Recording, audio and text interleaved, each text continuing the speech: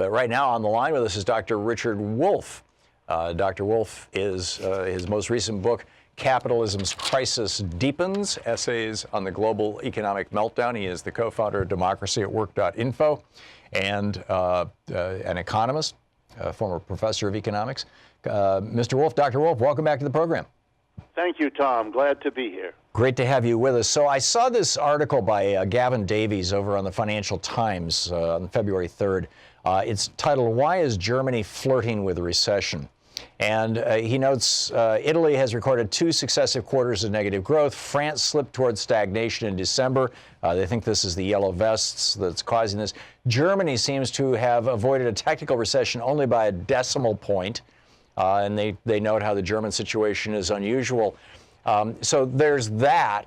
And then at the same time, I was reading the Financial Times this morning, and they're talking about how not only has the U.S. Fed under Jay Powell said, okay, we're going to go along with Donald Trump. We're going to stop raising interest rates so that we will be prepared for the next recession. We're going to stop doing that, and we're going to continue to hype the stock market. But now the European Central Bank is doing this. The Chinese Central Bank is doing this. And there was another central bank, I'm sorry, I don't have the article in front of me, another one of the nations that is doing this. What is going on here? Well, I think the basic insight here is that the so-called recovery from the collapse and catastrophe of 2008 is much weaker, much less secure, and much wobblier, let's put it, than had been promised and predicted. Here we are 10 years later with literally a lost decade for the majority of Americans hanging, in a sense, over us. And the little bit of attempt over the last couple years to begin to compensate for the vast increase of money, the collapse of interest rates to below zero, all of that trauma of the last 10 years and the damage it did, the beginning over the last year and a half to try to correct for that, to compensate, to offset it, was so undermining of the weakness of this recovery that it's now stalled, and not just because Mr. Trump wants to get reelected and needs low interest rates for that, but also because Mr. Powell and the other are fully aware that the so-called recovery is very, very weak, even despite the momentous tax cuts for business in December of 2017. So they've reversed the role, and the same is true in Europe, because of the fragility of their economy and elsewhere. So we're seeing that much more government stimulus is needed beyond all of the rescues of 2008, all of the bailouts.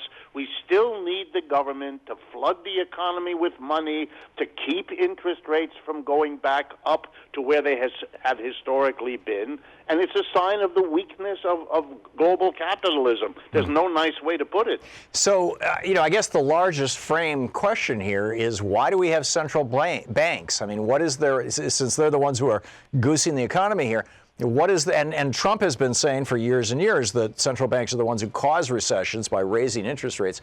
Why do we have central banks? What is their role, and why is it important to regulate interest rates? Why not allow them to essentially float?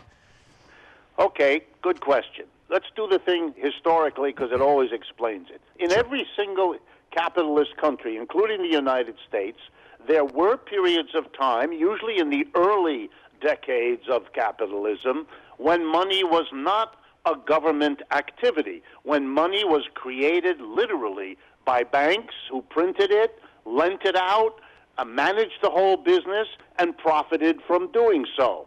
The problem was banks, being private enterprises, manipulated the money that they could create to make profits for themselves. They didn't worry about, they didn't concern themselves with the larger social effects of what they did.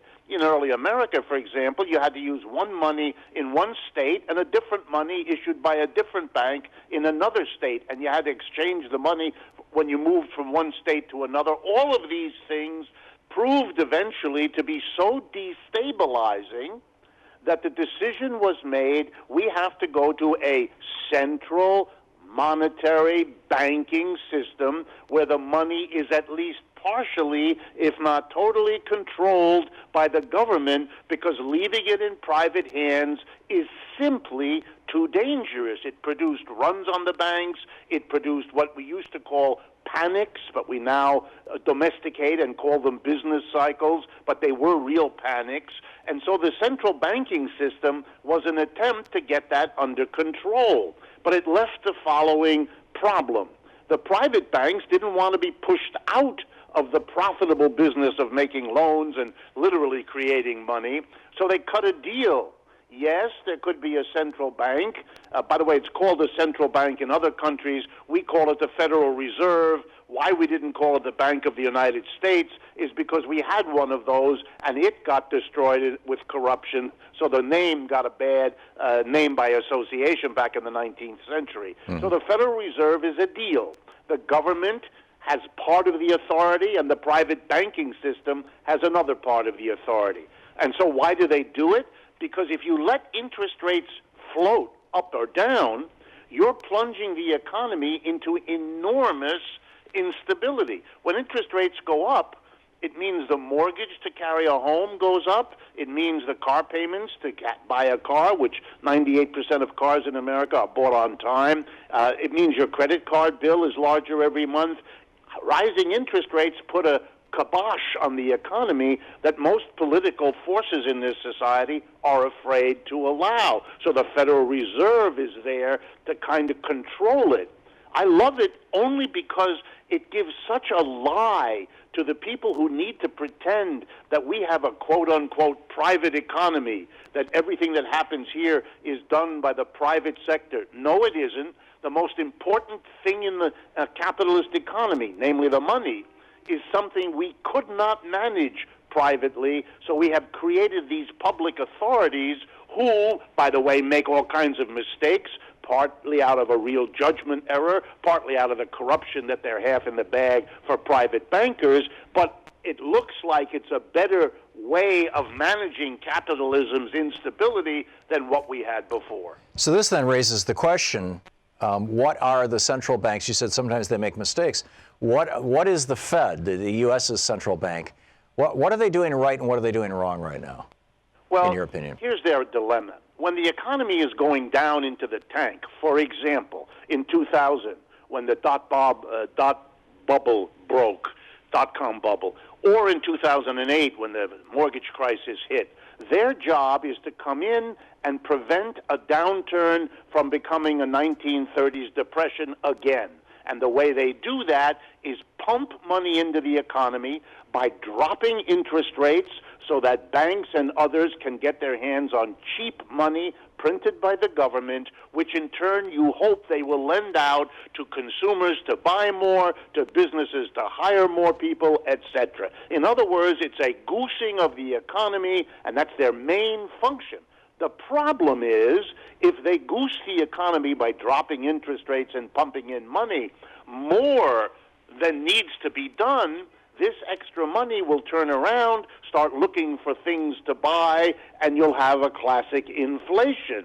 At that point, they're supposed to reverse gears and pull money out of the economy. But when you do that by raising interest rates, you kill off the demand for homes and cars and everything a credit card helps you to buy. So they're always on this knife edge of trying to manage an economic system that is very unstable in its nature, and they're supposed to keep it from wildly going off in either of these two directions.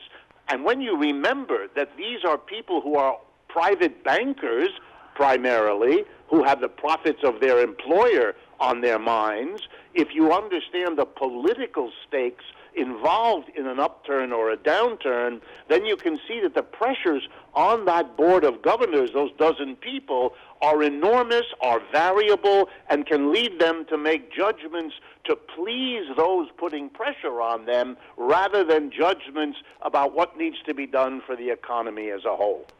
So specifically, what is the Fed doing or not doing that they should be or shouldn't be doing right now?